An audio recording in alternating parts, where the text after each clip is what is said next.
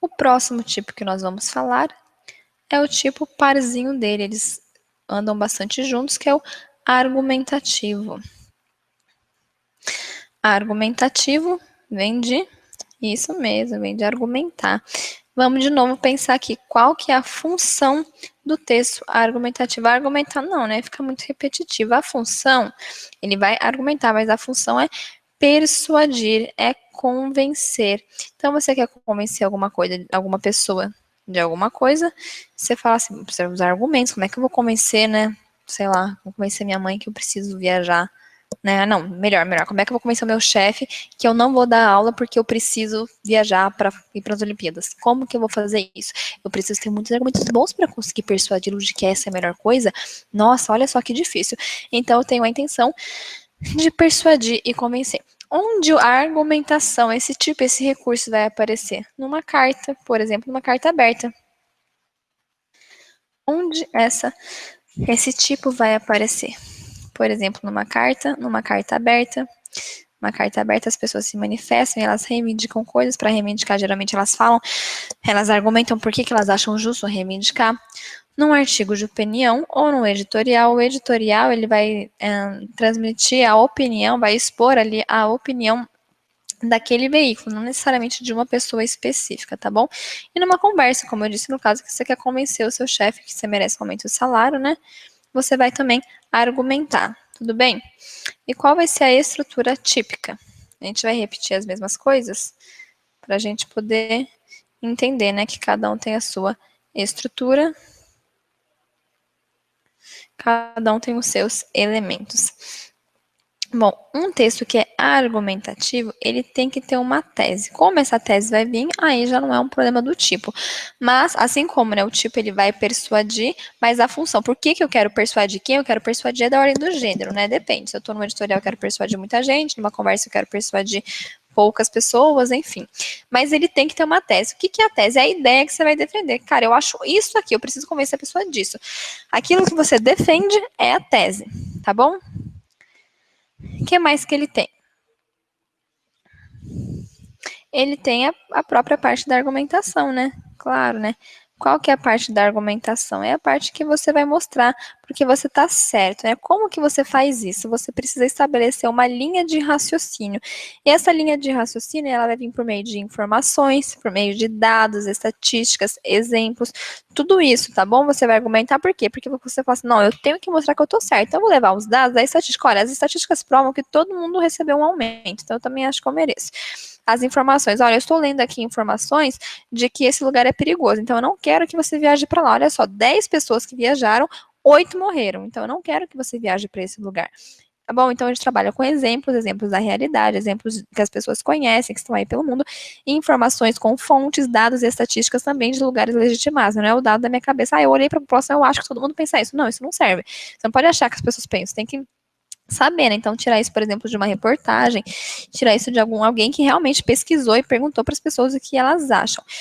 E você precisa ter uma conclusão, né? Na conclusão, de novo, você vai retomar a sua tese, você vai dar um fechamento e vai retomar. Tudo bem?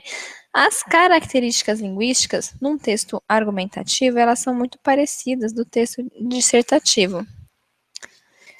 Então, a gente tem, por exemplo, uma linguagem também denotativa, por quê? Porque eu quero que você siga um raciocínio lógico.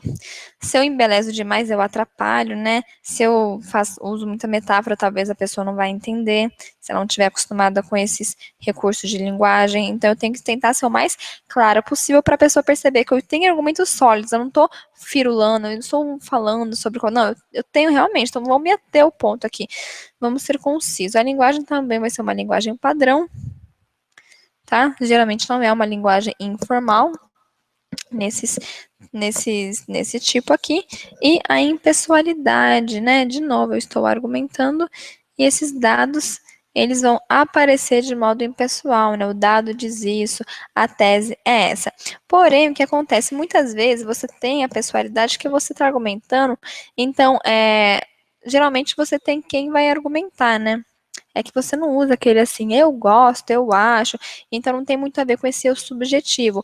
Tem a ver muito com dados, vamos fazer essa diferenciação aí, né? O que acontece? Quando eu digo é uma coisa muito pessoal minha, parece que é muito da ordem do achismo, né? Do meu gosto. E quando eu vou argumentar, ainda que eu tenha um gosto, então que tenha a ver um pouco com a minha personalidade, que é a minha opinião, eu não posso argumentar pelo meu gosto apenas, no sentido assim, ah, é isso porque eu acho, ponto. Entendeu? Isso não convence ninguém. Então, você vai ter uma postura assim. E ali o seu argumento vai mostrar essa personalidade, o ponto de vista que você defende. Mas a argumentação em si não pode ser pessoal, porque ela não pode ser o que você acha, ela tem que estar embasada em questões lógicas, em questões que todo mundo possa raciocinar e falar, é verdade, ele está certo, você tem que provar aquilo que você está falando.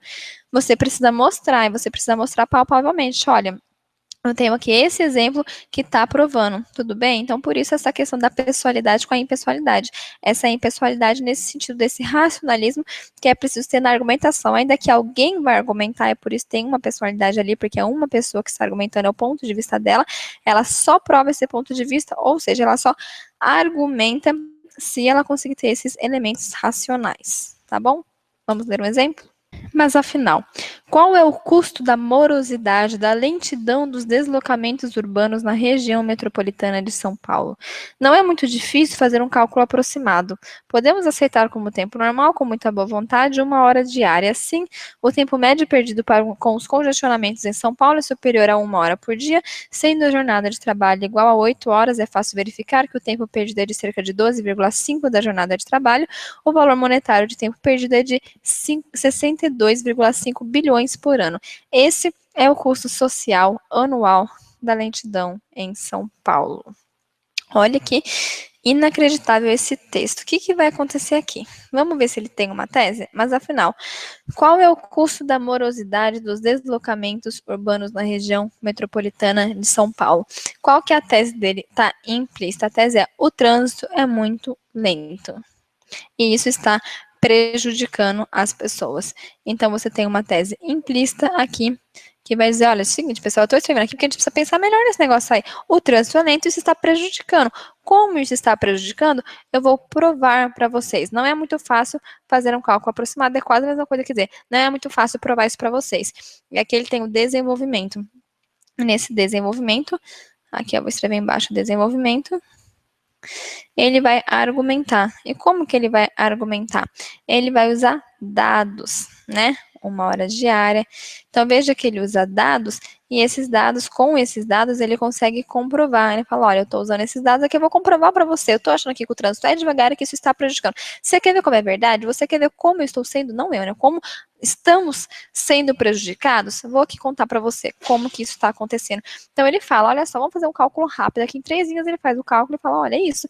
Esse é o tanto de dinheiro. Quer dizer, provei para você que sim, o trânsito lento está atrapalhando.